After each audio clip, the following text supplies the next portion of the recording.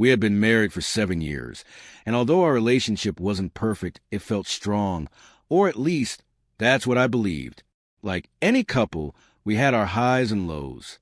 Demanding jobs, exhausting days, and occasional disagreement over small things, like what to eat for dinner or whether we should go on vacation.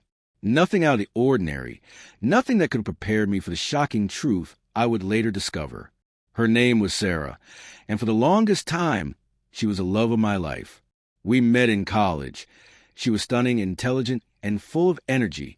We shared an undeniable bond, one that grew into a passionate relationship and eventually led to marriage.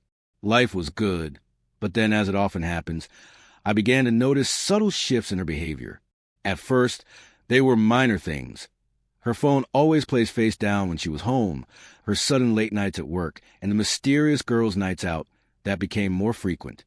But it wasn't just her actions that changed. It was the emotional gap between us. Sarah had always been warm and loving, but gradually she started to withdraw. Her smiles felt forced, and her kisses seemed more like a duty than a desire. It was as if she was going through the motions, not truly present. One evening, during a rare quiet moment together, I finally asked her about it. I had sensed that something was off and needed to know. She assured me everything was fine, brushing it off with a small, unconvincing smile. "You're just overthinking it," she said. But her smile didn't reach her eyes, and I knew deep down that something was wrong. I just couldn't figure out what. The breaking point came one night when I stumbled upon a hotel receipt hidden deep in the pocket of her coat. I wasn't intentionally snooping, but my heart dropped as I read the date. It was from the evening she had claimed to be at a business dinner with a colleague. My mind raced. Was this innocent, or was it the missing piece of a much larger puzzle? I stayed silent, convincing myself that I might just be overthinking things. It was an ordinary Tuesday, or so I believed. Sarah had left for work as usual, and I had the day to myself.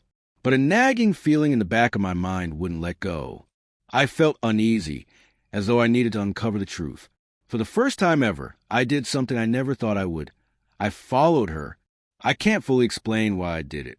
Maybe it was instinct, maybe desperation, or perhaps I just needed to confirm the fear that had been growing inside me for months. I trailed her car to a small cafe on the outskirts of town. She parked, but she wasn't alone. A man, tall, dark-haired, and strikingly handsome in a way that made my stomach churn, was waiting for her. From a distance, I watched as they embraced, their kiss lasting far longer than any she had ever given me. In that moment, I knew she was having an affair. I couldn't breathe. My heart felt like it was being crushed under the weight of the truth. I didn't confront her that day. Instead, I went home, pretending everything was normal while my world crumbled around me. The rest of the day passed in a blur, as I struggled to process what I had seen. My mind was flooded with questions. Who was this man? How long had this been going on? Why hadn't I noticed the signs sooner? The reality hit me like a ton of bricks, and I knew I couldn't ignore it. But I didn't want to confront her in anger. I needed to catch her in the act, to see for myself just how far her betrayal went.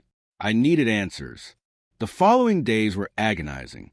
I didn't say a word to Sarah about what I had discovered. She continued to act distant, offering flimsy excuses for her late nights and work commitments. But I wasn't fooled anymore. I knew the truth, and soon she would know that I knew. Then the perfect opportunity arose. She told me she would be working late one evening. It was the excuse I needed to put my plan into action. I knew exactly where she would be, back at the cafe with him. This time, I was ready. I waited for hours, watching the clock tick by. I wasn't nervous, just determined.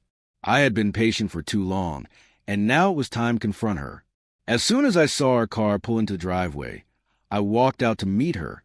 She was visibly shocked to see me standing there, but I didn't give her a chance to speak. "I know," I said quietly. She froze, her face turning pale. For a long moment, there was nothing but silence. Her eyes searched mine, as if hoping to find some doubt, some small chance that I didn't know everything. But I did. I knew about the hotel. I knew about the man. And most of all, I knew that everything between us had been a lie. She tried to explain, to offer excuses, but her words fell hollow. The phrases that once held meaning between us now sounded empty and meaningless. I could see the guilt in her eyes, but it didn't change the fact that she had betrayed me. Betrayed us. "I'm sorry," she said, her voice shaking. "I never meant for this to happen." But it had happened, and no apology could undo it. I didn't shout. I didn't break down. I simply walked away, leaving her standing in the doorway, staring after me. I didn't know what would happen next, but I was certain of one thing. I couldn't go back to the way things were.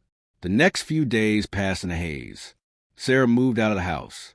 She packed her things quietly, avoiding eye contact as if I weren't even there. I didn't try to stop her. I didn't fight for her. The woman I had once loved was gone, replaced by someone who had shattered my trust in ways I couldn't fully comprehend. We barely spoke after that, and I filed for divorce. It was painful, but it was also a relief. The affair had broken something inside me, something that could never be fixed. I knew it was over, but I couldn't help wondering if, in some strange way, I had been waiting for her to reveal her true self all along. Now, as I look back, I realize I had been waiting for more than just the affair to come to light. I had been waiting for the truth. And when it finally came, I was ready to face it. What I didn't expect, though, was how much stronger I would feel after confronting it. I'll never forget the look on her face that night when she came home. She thought she could keep her secret hidden from me, but I was waiting for her at the door, and I had all the answers I needed.